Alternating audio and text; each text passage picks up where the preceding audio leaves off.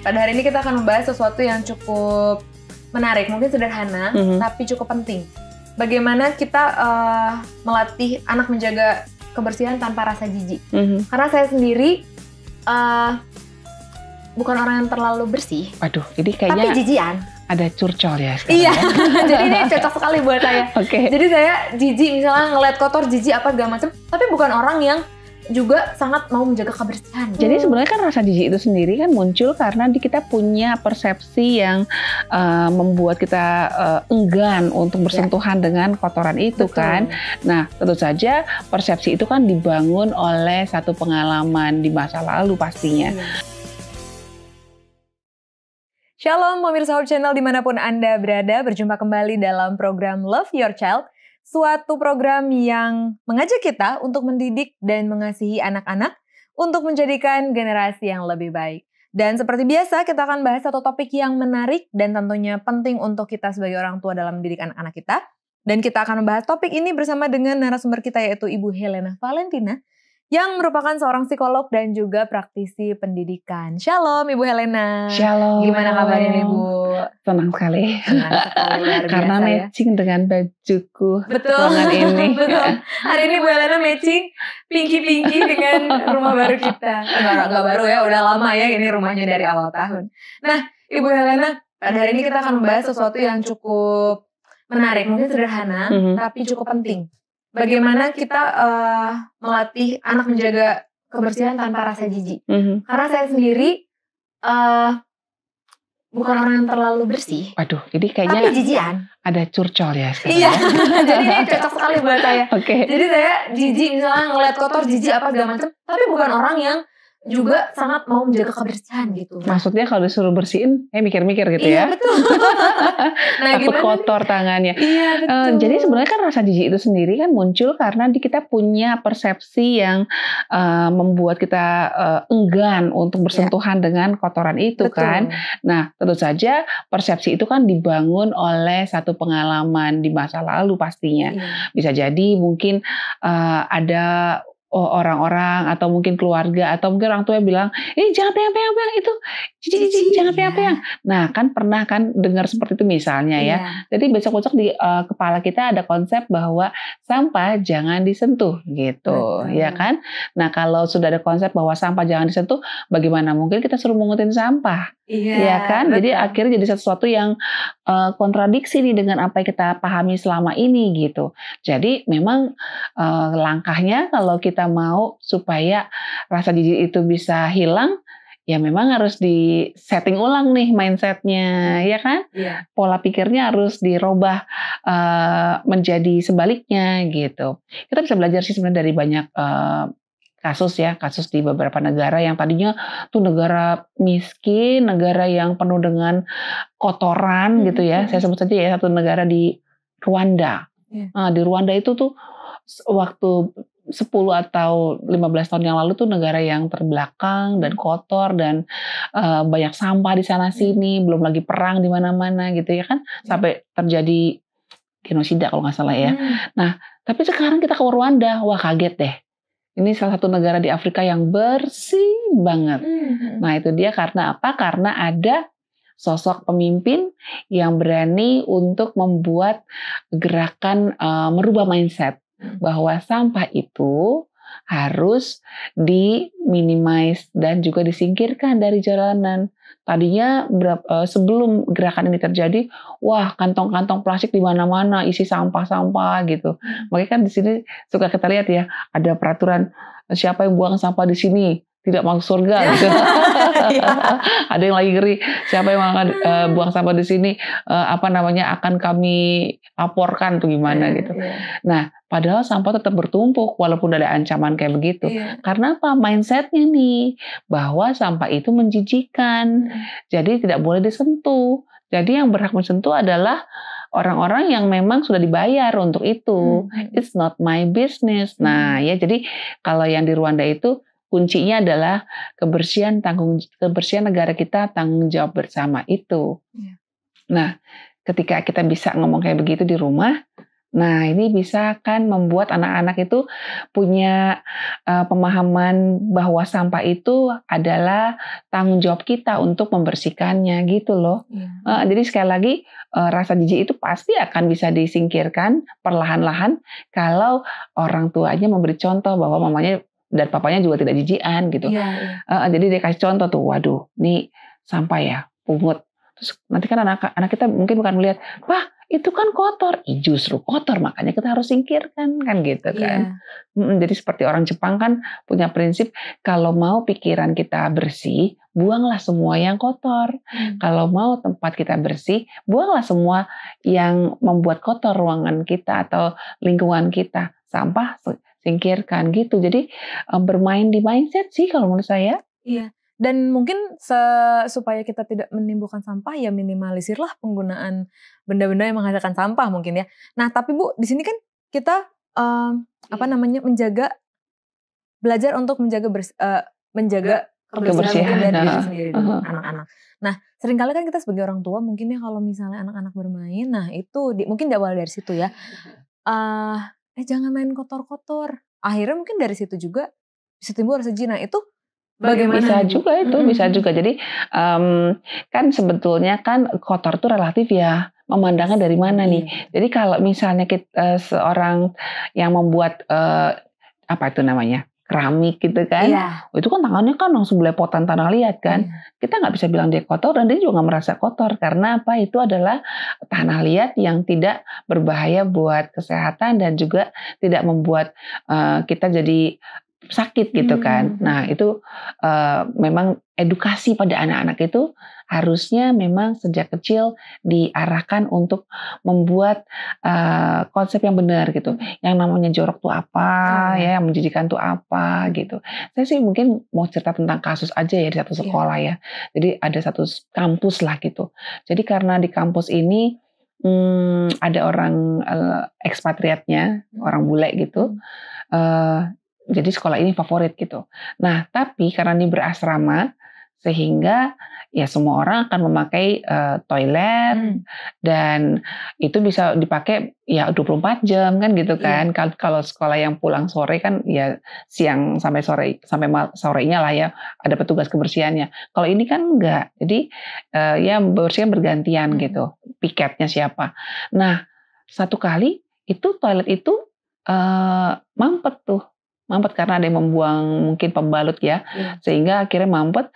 Nah ini anak-anak yang jadi mahasiswa nggak ada yang mau turun tangan. Petugas kebersihannya kebetulan pada hari itu adalah hari libur kan gitu kan. Nah petugas kebersihan nggak masuk sehingga akhirnya semua pada cuma teriak-teriak doang, jijik, pada menghindar gitu kan. Sampai akhirnya dosennya bilang, ayo kita bersihin, nggak ada yang mau. Kata nggak mau ah. Jadi kayaknya jijik itu. WC, toilet itu adalah tempat di mana kita nggak boleh nyentuh, padahal kita pakai kan gitu kan. Kita nggak boleh sentuh tapi kita pakai gitu. Nah akhirnya karena nggak ada yang mau, even dosennya juga nggak mau, karena dia nggak merasa bersalah karena kan bukan saya yang bikin mampet gitu. Akhirnya ini rektornya turun tangan loh. Rektornya kebetulan ekspatriat dan dia akhirnya ambil kantong plastik, tangannya masuk di sarung tangan, lalu dia yang bongkar, dia yang bersihkan. Jadi semua orang ngelihat dong. Iya ampun masa rektor kita sih, ya kan? Karena semuanya cuma bilang jijik doang gitu. Dia yang bersihkan satu-satu, bersihkan sampai akhirnya bisa lancar lagi. Ya kok sekarang sih gampang ya, tinggal dikasih bubuk aja ya. Nah, tapi pelajarannya adalah sejak saat itu kampus itu jadi salah satu kampus terbersih karena pemimpinnya memberikan contoh. Nah, memberikan contoh bahwa kebersihan itu adalah sesuatu yang harus diperjuangkan bersama-sama gitu. Walaupun bukan kita yang melakukannya gitu. Jadi di satu daerah juga di Sumatera Utara saya pernah lihat tuh spanduk-spanduknya, Lisa lihat sampah segera ambil gitu kan. Saya lihat yang bersih akhirnya. Jadi entah siapa kayak yang membuang sampah, tapi kalau kita lihat ambil aja gitu. Nah akhirnya kota itu jadi bersih kan. Tapi kalau lempar-lemparan tanggung jawab, akhirnya jadi malah kotor dan semua jadi nggak nyaman. Cuma bisa bilang jijik tapi bersihin nggak mau. Betul. Baiklah, kita masih akan bahas nih bagaimana caranya untuk kita menjaga kebersihan, mengajarkan anak-anak kita untuk menjaga kebersihan tanpa rasa jijik, pemirsa. Tetaplah bersama dengan kami.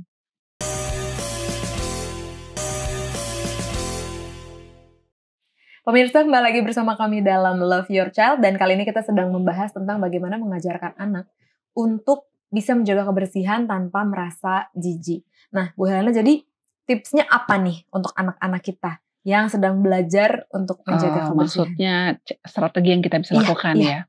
Yang paling utama adalah mungkin kita bisa memberikan satu fondasi berpikir yang benar. Menggunakan kitab suci itu kayak lebih bagus deh. Mungkin di rumah bisa dipajang tuh di papan, maksud saya di dinding. Kita buat figurannya, lalu kita tulis di sana. Mungkin kalau dari kitab suci agama Islam pasti ada lah ya tentang kebersihan. Kalau di Kristen dan Katolik pasti di Alkitab ada kan, di Efesus 5:29. Sebab tidak pernah orang membenci tubuhnya sendiri, tetapi mengasuhnya dan merawatinya sama seperti Kristus terhadap jemaat. Nah, tuh berarti memang kita harus bisa menjaga kebersihan tubuh kita. Kita harus rawat, kita harus asuh. Karena kita nggak mungkin bisa membuat lingkungan bersih kalau tubuh kita sendiri nggak dibersihkan.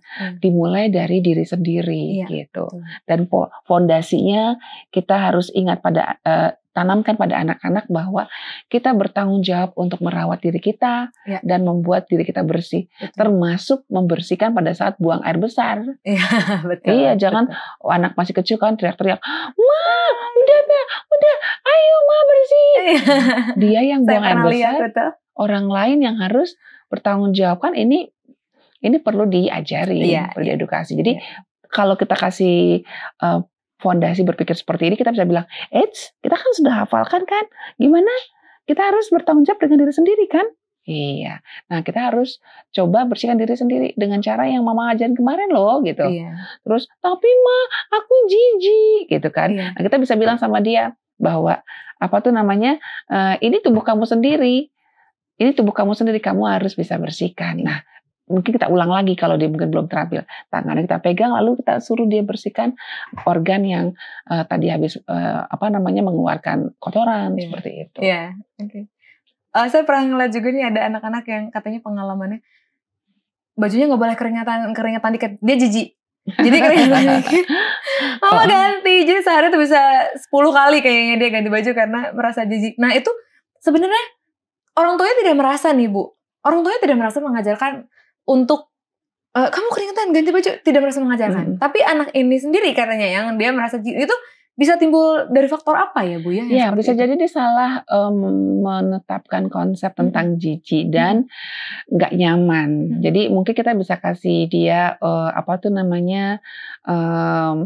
pemahaman yang benar tentang baju basah itu. Kamu lengket ya nak ya. Kamu merasa lengket ya, nggak nyaman ya, beda loh, nggak nyaman dengan jijik. Kalau jijik itu ketika kita melihat sesuatu yang kotor dan membuat kita bisa terkena penyakit, ya, membuat kita bisa bau kayak gitu kan. Tapi kalau baju basah, mungkin kamu jadi merasa lengket ya nak ya gitu. Jadi mungkin mengungkapkan kondisi yang sebenarnya perlu dilatih juga gitu. Ya kan, jadi supaya jangan semua dibilang jijik gitu kan. Nanti rambutnya acak-acakan sedikit jijik juga. Betul. Nah jadi ada strategi apa lagi nih Bu selanjutnya? Ya jadi yang paling utama memang kita perlu ingatkan pada anak-anak kita bahwa ini tanggung jawab kita bersama loh. Siapa yang mau rumahnya bersih? Kalau saya suka kasih kontradiksinya. Jadi sebelum saya suruh anak-anak saya belajar kebersihan, saya kasih yang kotor dulu. Saya kasih gambaran tuh kalau WC dekil, jorok, kan ada tuh di Google bisa buka ya kan. Tampilin aja. Ini murid-murid saya nih, saya tampilkan. Katanya kan. Nah nih ya, yang buang air besar nggak disiram kayak gini nih. Katanya. Terus lantainya coba lihat, gitu kan. Terus kelas yang kotor, ada juga kok. Kita bisa dapatkan kok dari dari internet ya. Jadi setelah kita buat dia sadar bahwa kotor itu tidak nyaman, tidak nikmat dan tidak membuat kita bahagia. Nah kita boleh tanya, nah kamu mau nggak kalau tinggal di tempat seperti ini? Kamu mau nggak berada di tempat seperti ini? Nggak mau.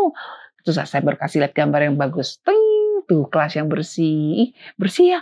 Iya ya. Siapa yang mau kelasnya bersih? Saya. Nah, setelah itu baru kita bilang bahwa kita perlu jaga bersama, Nak. Nggak mungkin penjaga sekolah kita yang bersihkan karena dia kan harus bersihkan semua kelas, ya kan? Terus saya kasih lihat lah gambaran dari sekolah di mana semua anak-anaknya bekerja sama dalam membersihkan kelas seperti yang ada di Jepang ya, nama istilahnya kan soji ya. Jadi mereka tuh pulang sekolah selalu 15 menit sebelum pulang membersihkan kelas bersama. Sampai ngepel segala tuh, ya kan? Jadi murid-murid saya melihat, wow, ternyata itu tidak menjijikan ya. Terus saya kasih lihat lagi, ting, nih kamu lihat nih standar mereka, kalau toilet bersih, mereka akan duduk di lantai. Coba kamu lihat. Ih, iya ya, duduk di lantai ya. Nah, ini standarnya. Kalau kita masih injek aja geli, duduk apalagi, berarti belum bersih, Nak. Belum bersih. Nah, terus oke, setelah itu saya bakar semangat mereka. Siapa yang mau toiletnya bersih? Saya. Oke, apa yang kita butuhkan untuk itu? Mem, kita perlu ini. Ya udah saya siapin. Saya siapkan. Nah, di rumah juga bisa begitu. Bapak Ibu di rumah, kita bisa pancing anak-anak kita kesadaran untuk mempunyai rumah yang bersih, kamar yang bersih, halaman yang bersih, kamar mandi yang bersih. Itu dengan edukasi gitu. Kasih gambaran-gambaran, foto beneran gitu kan. Atau mungkin video-video, saya mau sarankan tuh video-video dari Jepang, video dari Rwanda, Singapura, terus negara mana lagi yang bersih-bersih ya. Nah, itu bisa kita tampilkan sama mereka supaya mereka punya idealisme dan imajinasi tentang indahnya, nyamannya berada di lingkungan yang bersih gitu. Ya kan? Tapi kasihnya jangan duluan kalau saran saya. Kasihnya belakangan, kasih dulu yang jorok gitu. Yang jorok, kotor, banyak laler-laler gitu, ya kan? Nah, kasih lihat sama mereka sampai mereka enek sendiri, habis itu baru kasih yang bagusnya, sehingga mereka kepancing gitu loh, kepancing untuk meniru atau mengusahakan kebersihan di tempatnya, seperti itu. Betul, wah, luar biasa. Sebenarnya saya juga harus melihat itu dulu ya untuk dapat menerapkan untuk diri saya sendiri, orang yang agak jijian. Pemirsa, kita masih akan melanjutkan di segmen terakhir tentang tips-tips ataupun strategi yang bisa kita terapkan bagi anak-anak kita untuk melatih mereka menjaga kebersihan tanpa rasa jijik. Kita akan kembali setelah yang berikut ini.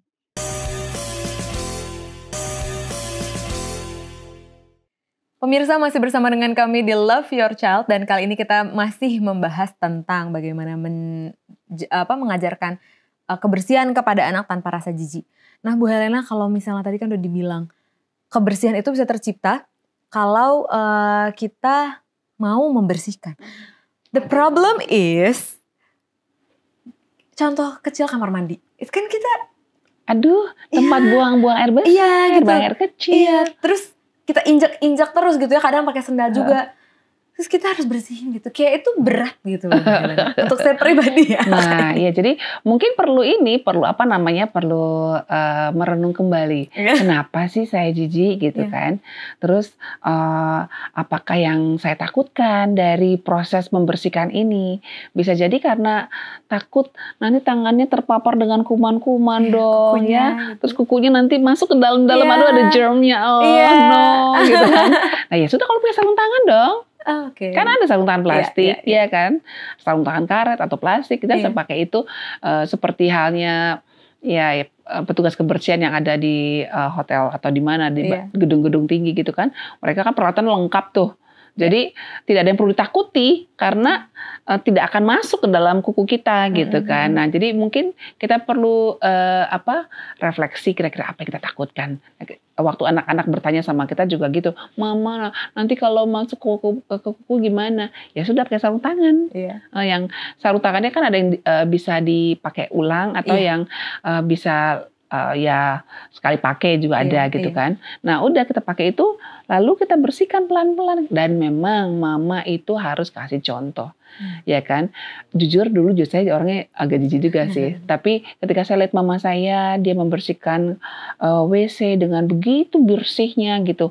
Harum, kalau udah dibersihin sama tuh harum. Beda kalau pembantu yang bersihin tuh kayaknya masih ada aja kuning-kuning di mana-mana ya. Kalau mama saya yang bersih tuh harum.